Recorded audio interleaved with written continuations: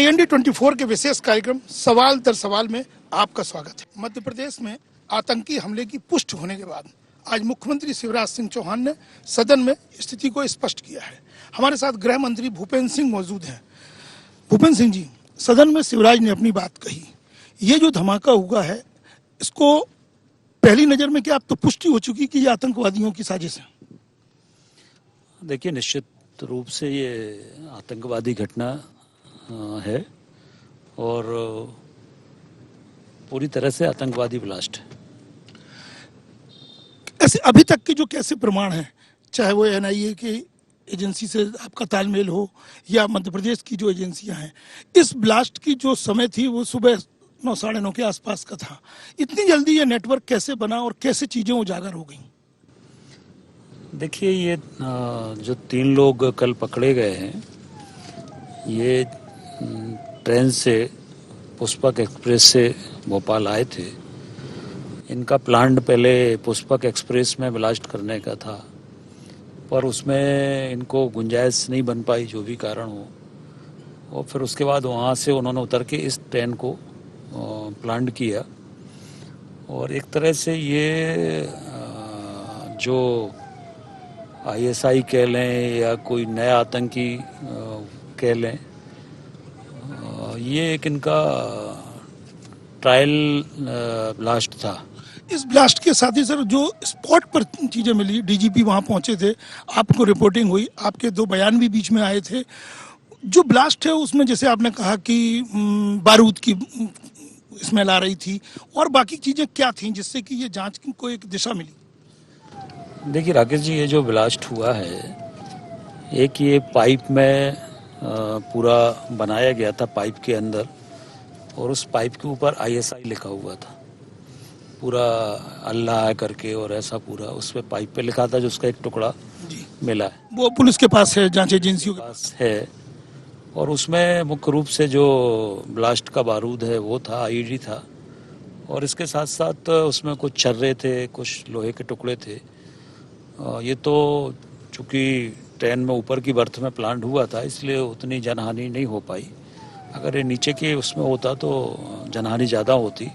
ये ब्रीफकेस नहीं, कोई बैग था, और मुख्यमंत्री ने कहा है कि इसके जो फोटो है, वो जो बैग का है, वो सीरिया से उसको लिंक जुड़ा है या कहीं से सोशल मीडिया के द्वारा सब भेजा गया है यहाँ से? हाँ, निश्चित रूप से जैसा मुख्यमंत्री जी ने बताया है, ये पूरा व्हाट्सएप पे उन्होंने फ़ोटो वहाँ भेजा है।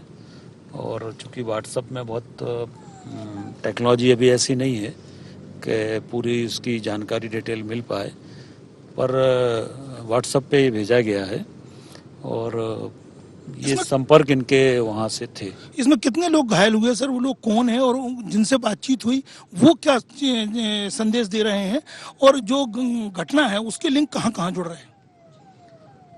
देखिए, जो घायल हुए हैं वो संख्या लगभग 10 है, और उसमें 2 लोग गंभीर रूप से घायल हैं, बाकी सामान्य चोटें हैं। और जो घटना के तार जुड़ रहे हैं, ये घटना के तार मुख्य रूप से अभी तक जो जानकारी में आया है कि इसका पूरा सेंटर उत्तर प्रदेश था, और उत्तर प्रदेश में कानपुर इनका एक तरह से हेडक्वार्टर था, और ये वहाँ से सारा प्लानिंग हो रही थी। और उसमें उन्नाव से भी गिरफ्तारी हुई है, लखनऊ में इनकाउंटर हुआ है, और अभी तक जो आया है कि ये इसके माध्यम से आपके सोशल मीडिया के माध्यम से कह लें या फेसबुक के माध्यम से, और ये लगातार या इंटरनेट के माध्यम से ये लगातार बाहर की एजेंसियों के संपर्क में थे, जो आतंकवादी संगठन है उनके संपर्क में थे, और उनसे इनको पूरी बम बनाने की वहाँ से इंटरनेट के थ्रू जानकारी दी जा रही थी। जो पिपरिया में गिरफ्तारी हुई या लखनऊ में इनकाउंटर हुआ है, ये बात इनकाउंटर के पहले आपके पास ये इसकी जानकारी आ चुकी थी कि लखनऊ जो कनेक्शन है? नहीं, देखिए, जो लखनऊ में इनकाउंटर हुआ है वो हमारे इनपुट के आधार पर हुआ है। जो हम लोगों ने इनको पकड़ा है, पिपरिया से 3 लोगों को, इनसे जो हम लोगों को इन्फॉर्मेशन मिली है, उस इन्फॉर्मेशन के आधार पर हम लोगों ने सेंट्रल जो एजेंसियां हैं उनको इन्फॉर्म किया, और उनके द्वारा फिर ये उनके इनपुट पर UP ATS ने कार्रवाई की है। वो एक ही है कि कोई और भी है जिसको तलाश है जांच एजेंसियों को? नहीं, अभी तो जांच चल रही है, परंतु और लोग भी इसमें इन्वॉल्व है जिनकी मतलब तलाश। अगर कितने राज्यों की एजेंसियां इसमें सक्रिय हो गई? मध्य प्रदेश, उत्तर प्रदेश और केंद्रीय एजेंसी तो है, कुछ राज्यों से और कनेक्शन की बात सामने आ रही है। हाँ, इसमें और राज्यों की एजेंसियों से भी कनेक्शन है, आंध्रा वगैरह से भी कनेक्शन है और अनेक एजेंसियां। एक वारदात जो सामने आई है, लेकिन आपने कहा ये पुष्पक में वारदात करने की इनकी मंशा थी, जो सफल नहीं हुई, तो फिर दूसरे ट्रेन को इन्होंने चिन्हित किया है। लेकिन जो जिनकी गिरफ्तारी पिपरिया से हुई है, वो लोग पिपरिया तरफ क्यों जा रहे थे? ऐसा क्यों था कि जो यहाँ दिल्ली से आए और वापस उस तरफ पिपरिया की तरफ जा रहे थे? देखिए, इनका जो प्लान था वो ये था कि ये पिपरिया से जाते जबलपुर और जबलपुर से फिर ये ट्रेन के माध्यम से इलाहाबाद जाते और वहाँ से इलाहाबाद से फिर ये अपने अपने।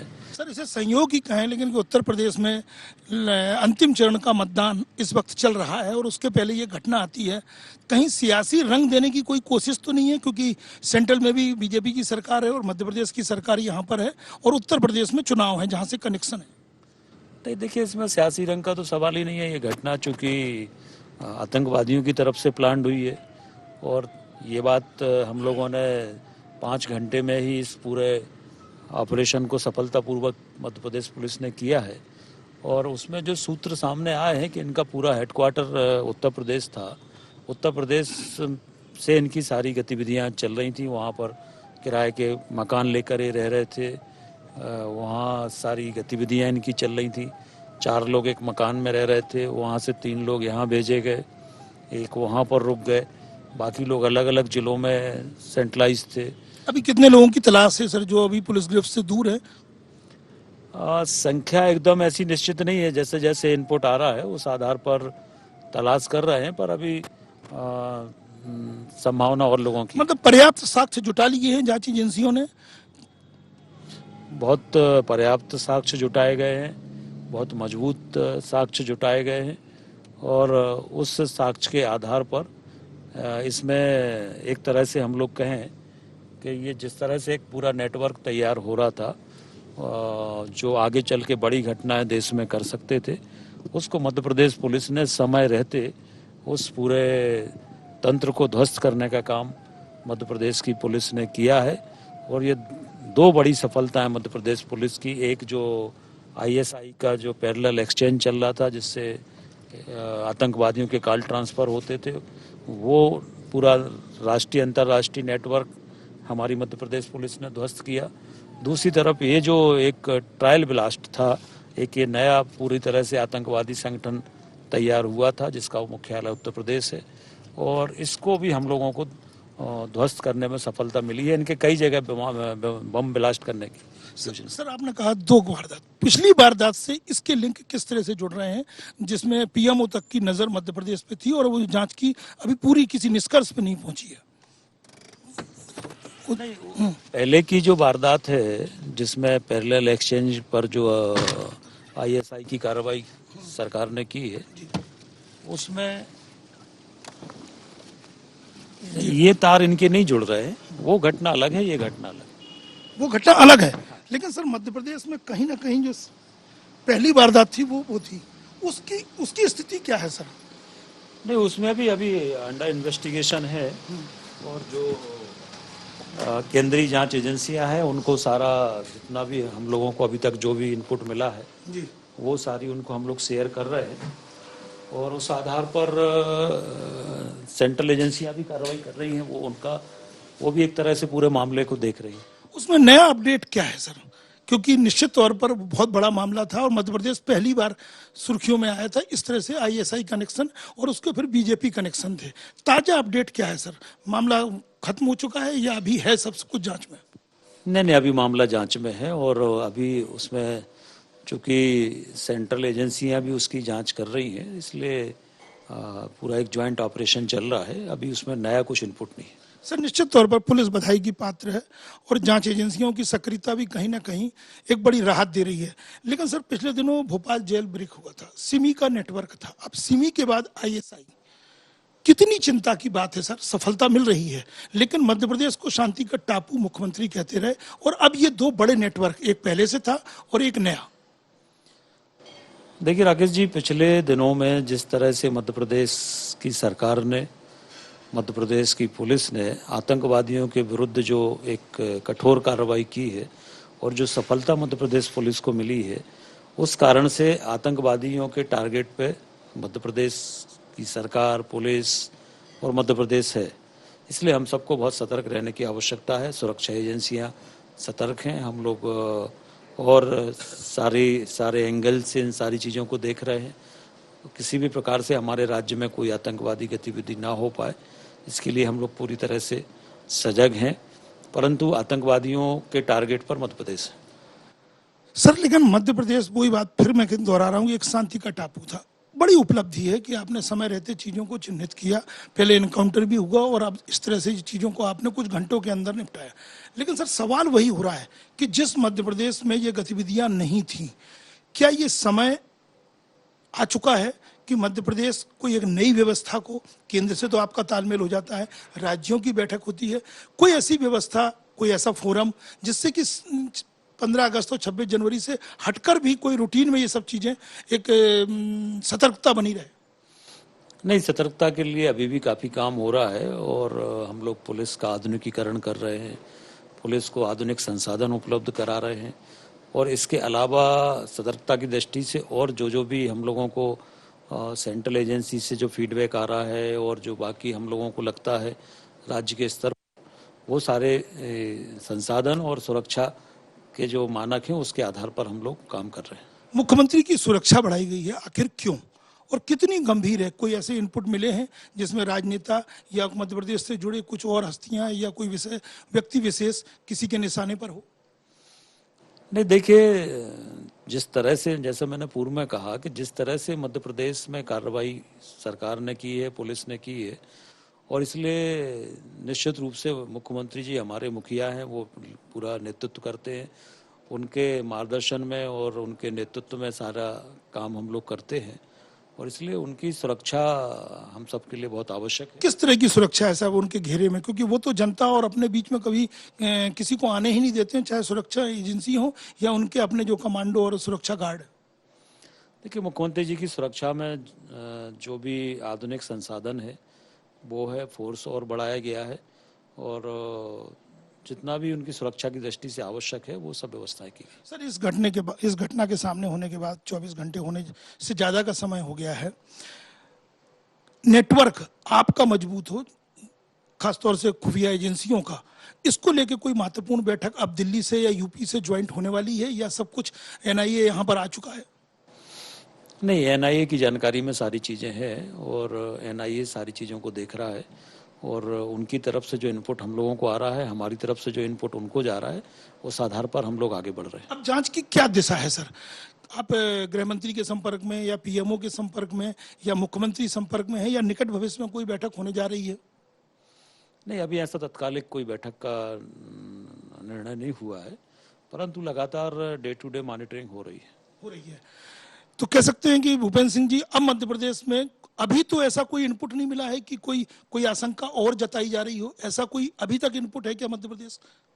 नहीं, अभी तक इनपुट नहीं है, पर सतर्क रहने की आवश्यकता है। फिर एक अंतिम सवाल, जहां से शुरू किया था सर, जो लोग पकड़े गए हैं, जिनके कहने पर लखनऊ का इनकाउंटर हुआ है और एक बड़ा मामला सामने आ चुका है आईएसआई का मध्य प्रदेश या फिर उत्तर प्रदेश से जुड़ा हुआ है, कहीं और तार तो नहीं जुड़ रहे हैं या आपकी जांच की दिशा क्या है या वो राज्य कौन है जिनके आप संपर्क में आ चुके हैं? नहीं, देखिए, ये तो हम लोग सीधे तौर पर राज्यों के संपर्क में नहीं रहते, हम लोग सीधे सेंट्रल एजेंसियों को इन्फॉर्म करते हैं। तो सेंट्रल एजेंसियां जहां उनको जिस तरह से अपना इनपुट देना है या जो कार्रवाई करना है, वो फिर वो मॉनिटरिंग करते, वो कोऑर्डिनेट करते हैं। हम अपना इनपुट सेंट्रल एजेंसी को देते हैं। चलिए बात को समाप्त करें, लेकिन इस मामले को कितना गंभीर माना जाए सर, ये गिरफ्तारी, ये विस्फोट? देखिए, निश्चित रूप से गंभीर घटना है और घटना हुई है, परंतु हम सब के लिए ये बड़ी बात है कि 5 घंटे के अंदर जिस सजगता के साथ हमारी पुलिस ने सारे अधिकारियों को तत्काल मुख्यमंत्री जी ने मौके पर भेजा और जिस सजगता के साथ पूरे तंत्र को प्रदेश भर में सक्रिय किया गया, उसका ही परिणाम है कि कोई आतंकी घटना हो और 5 घंटे में उसके मुख्य आरोपी गिरफ्तार हो जाए। मैं समझता हूँ ये पहली आतंकी घटना होगी जिसमें 5 घंटे में सारी कार्रवाई हम लोगों ने कर ली और पूरा अभियान सफल रहा। इसलिए हमारा जो सूचना तंत्र है वो बहुत मजबूत है।